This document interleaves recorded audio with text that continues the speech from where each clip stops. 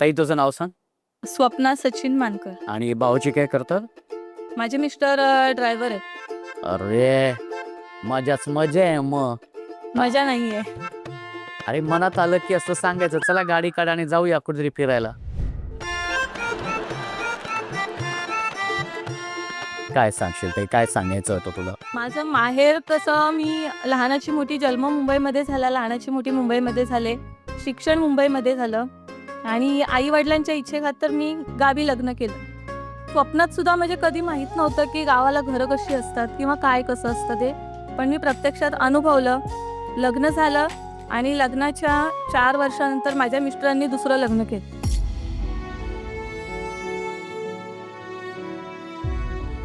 मी एकटी पडले.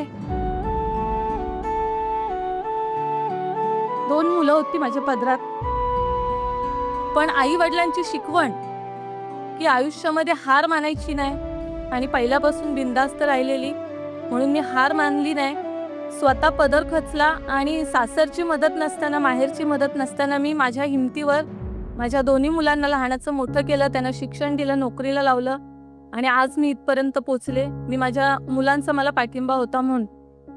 सासरी सगळी माणसं आहेत, माहेरी सगळे, आता कोणी नाही राहिलं माहेरी.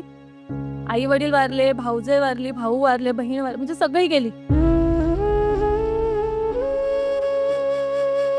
मी एकटीच आहे, पण मी हारले नाही. ताई जेव्हा तुला हे कळलं भाऊजींबद्दलचं की 4 वर्षानंतर, काय झालं होतं तेव्हा? काय डोक्यात आलं होतं आणि काय मानसिकता काय होतं त्याच्यानंतर? कशा पद्धतीने म्हणजे अशी विचित्र झाली की ज्यावेळेस मला हे कळलं त्यावेळेस माझा लहान मुलगा 2 वर्षाचा होता आणि त्याच्याकडे बघून मी म्हणजे त्यावेळेस खचले नाही.